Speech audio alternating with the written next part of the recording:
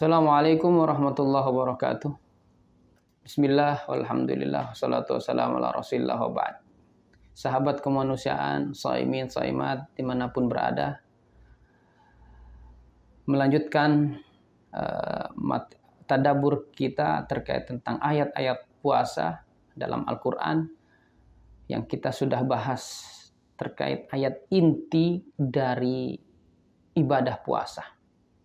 Setelah kita membahas terkait tentang perintah atau kewajiban puasa, maka kita mengetahui bahwa ibadah puasa ternyata ibadah yang mensejarah.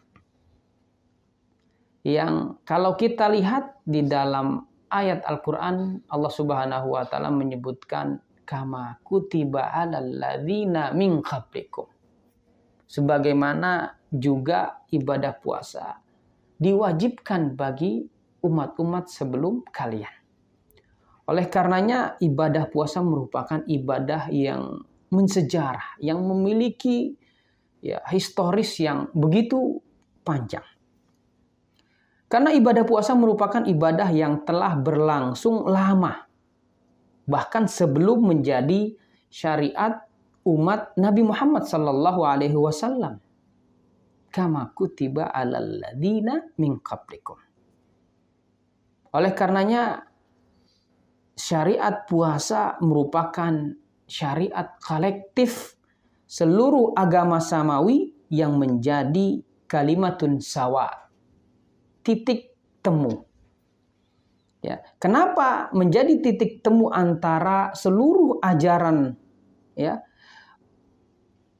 seluruh ajaran Allah? Maka seorang syekh kemudian menjawab, mengomentari bahwa kenapa menjadi titik temu antara seluruh ajaran Allah? Karena yang pertama, ibadah puasa merupakan ruknut ta'abbudi. Ibadah puasa merupakan pondasi dan dasar ibadah. Kemudian ibadah puasa juga sebagai manhaj tarbiyah dan pembinaan umat. Ya. Kurikulum pembinaan yang disediakan oleh Allah Subhanahu wa Ta'ala bagi umatnya. Karena dalam puasa terkandung nilai dan konsepsi menuju perbaikan umat. Oleh karenanya setiap orang yang berpuasa akan merasakan kebaikan dan perbaikan. Bahkan dapat mencapai puncaknya kebaikan. Ya.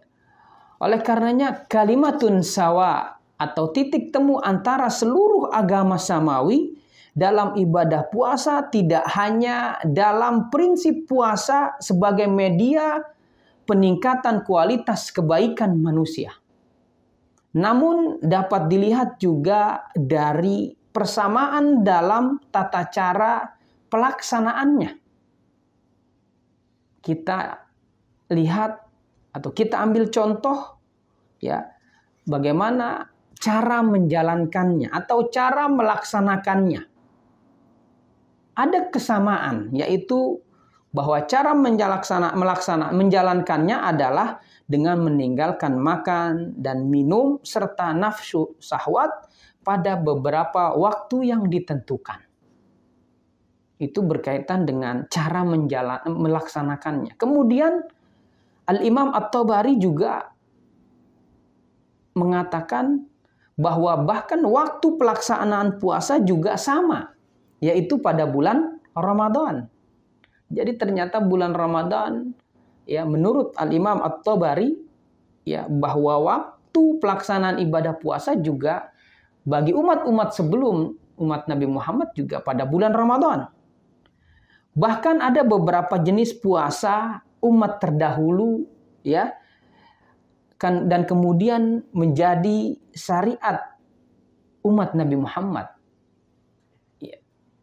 terkait waktu ibadah puasa walaupun tidak mencapai derajat yang diwajibkan. Seperti kita lihat ibadah puasa pada Asyura. Sebagian mengatakan bahwa Asyura itu merupakan syariat ya atau ibadah puasa umat Nabi Musa. Ya. Kemudian kita lihat juga ada puasa 3 hari dalam tiap bulan yang kita kenal dengan Ayyamul Bid. Nah, ini juga merupakan puasa umat Nabi Nuh.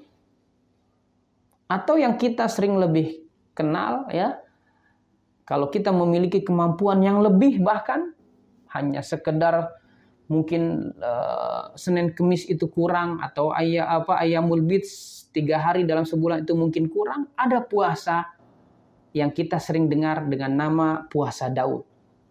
Ya, maka selang-seling puasa 1 hari, kemudian besoknya tidak puasa, besoknya lagi puasa selang-seling. Nah, ini merupakan puasa umat Nabi Daud alaihissalam. Oleh karenanya kita melihat bahwa ibadah puasa merupakan ibadah yang memiliki historis yang panjang. Dan bahkan syariat puasa bukan hanya untuk umat Nabi Muhammad. Bahkan umat-umat sebelum Nabi Muhammad juga sudah disyariatkan ibadah puasa. Mungkin ada perbedaan tata cara dan lain sebagainya. Tapi yang menjadi perhatian kita adalah bahwa ternyata ibadah puasa merupakan ibadah yang mensejarah. Aqulu qauli hadza wa astaghfirullah li wa lakum. Wassalamualaikum warahmatullahi wabarakatuh.